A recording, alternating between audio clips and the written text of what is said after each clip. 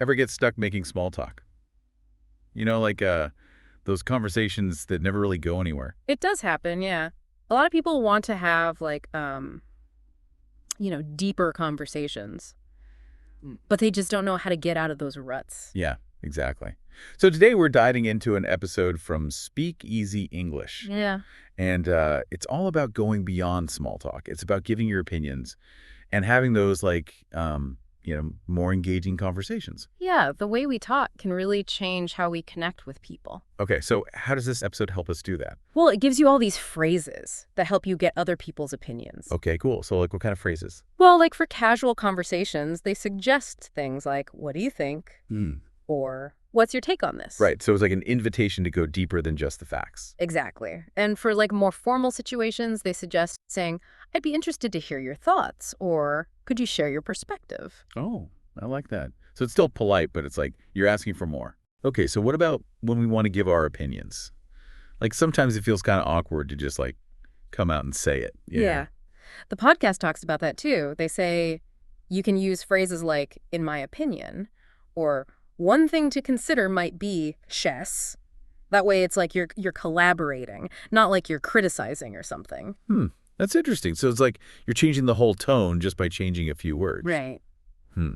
Okay, so how do we handle those conversations where, we actually disagree with someone? Wow. How do we do that without being rude? Yeah, well, Speakeasy English has some good tips for that too. They suggest using phrases like, I see what you mean, but, or that's an interesting perspective, but. Oh, so it's like you're acknowledging their opinion first. Yeah, you're not just shutting them down. And you could even say that's an interesting perspective, but I tend to see it differently. Oh, I like that. That's a good one.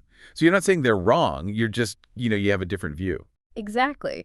One thing I found really interesting in the episode was this idea of strong opinions versus soft opinions. Oh, tell me about that. What's the difference? So they were saying, if you say, I'm absolutely convinced, it sounds like you're not really open to other ideas. It can sound kind of aggressive. Yeah. But if you say something like, I tend to think, it sounds more open.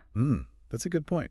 I never thought about it like that. It's about how strongly you're stating your opinion. Yeah. Sometimes you need to be firm, but sometimes it's better to be a little softer. That makes sense. So does the podcast give any examples of how to actually use these techniques? Yeah. They actually do this fun role play where they're planning a weekend trip with friends. Oh, a role play. I love those. Yeah. It's always easier to understand things when you see them in action, Right. And I think everyone can relate to trying to plan something with friends. Okay, so how does the role play work? What kind of stuff do they do? Well, they start by just asking, what do you think about going to the beach this weekend? Oh, so it's casual. It's just like a normal conversation. Exactly. And then someone might say, I'm not sure about the beach. In my opinion, it might be too crowded this time of year. Maybe we could go hiking instead. Yeah. Yeah. Good. So they're using that, in my opinion, thing to make it less like a demand. Yeah, exactly. It's more like just sharing their thoughts. Right. So then what happens? How do they deal with the disagreement? So the other person could say something like, that's a good point. I hadn't thought about the crowds. But I do feel like the beach is relaxing. Maybe we can find a quieter spot. Oh, I see. So they're acknowledging the first person's concern, but they're still advocating for the beach. Exactly. It's about finding that middle ground. Yeah. And trying to find a solution that works for everyone. Right. That's such a good example. It's like in real life, when you're trying to make plans with people, it's not about winning or losing. It's about figuring out what everyone wants. Yeah, exactly. It's about compromise and communication. But even with the best communication, sometimes we just flat out disagree. Of course, yeah. So how do they handle that in the role play? Do they give any examples of that? Yeah, so they have this part where they're talking about the best time of day to be productive. And one person says, I think early mornings are the best time to be productive. I can relate to that. I'm definitely a morning person. And then the other person says, that's an interesting perspective, but I tend to be more productive at night. I think it's just my natural rhythm. Oh, I see. They're using those phrases we were talking about before, those softening phrases, to disagree without being disagreeable. Exactly. They're acknowledging the other person's opinion while still expressing their own. Yeah, that's a good strategy. So basically what they're saying is, it's not about being right or wrong. It's about sharing your perspective. And listening to others. And being open to learning from each other. Yeah, that's a great way to put it. So it's like this Speakeasy English episode is giving us a roadmap for having deeper, more meaningful conversations. And not just in English. I think this could work in any language. That's true. These are just like good communication skills in general. Okay, so this is all really interesting, but I'm curious about one more thing. What's that? Well, the podcast keeps talking about the importance of asking follow-up questions. Yeah, it's like a key takeaway from the episode. Okay, well, we'll have to save that for after the break. Stay tuned.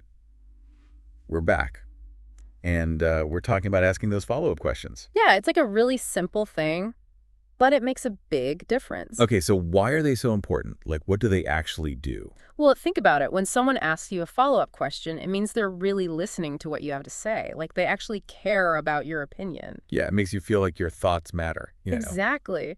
And it shows they're not just waiting for their turn to talk. It's like they want to understand you better. Right. And that can help you connect with people on a deeper level. Okay, so what are some examples of good follow-up questions? Like, what should we be asking? Well, the podcast suggests things like, why do you prefer that? Or can you explain a bit more about your experience? I like those. They're not like yes or no questions. They make the person really think about their answer. Exactly. And you might get some really interesting insights that you wouldn't have gotten otherwise. It's like you're peeling back the layers of the onion. You start with a simple opinion, and then you keep asking questions. And you get to the heart of the matter. Yeah, exactly. You learn more about the person and their perspective. It's like turning a conversation into an exploration. I love that. And since we're talking about opinions, these questions become even more important, right? Because opinions are usually based on, like, our values and experiences. That's a really good point. When you ask someone about their opinion, you're not just asking about the issue itself, you're asking about who they are as a person. It's like saying, help me understand where you're coming from. Yeah, exactly. And that's how you build empathy and connection. Wow. It's amazing how much power a simple question can have. It's like a magic key that unlocks deeper conversations. Okay, so how can we get better at asking these follow-up questions? Like, are there any specific tips? Well, the podcast suggests starting with the basics, like, why do you think that? Or can you tell me more about your experience? Those are easy enough to remember, and they work in pretty much any situation. Right. It's all about being curious. Like genuinely wanting to learn more about the other person. Exactly. And if you want to go even deeper, you could ask things like, what makes you feel that way? Or what led you to that conclusion? Oh, those are good ones.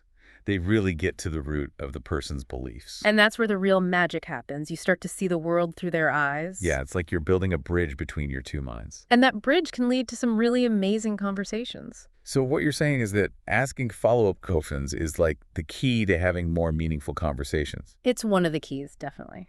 And it's something we can all do, no matter what language we speak. Exactly. It's just about being present, listening actively, and being genuinely curious. I love that. So should we try to like sprinkle in more follow-up questions in our everyday conversations? Absolutely. Think about those little chats you have with friends, family, even people you meet in line at the store. Instead of just making small talk. You could use those opportunities to really connect with people. It's like turning those everyday moments into something special. Exactly. And you might be surprised by what you discover.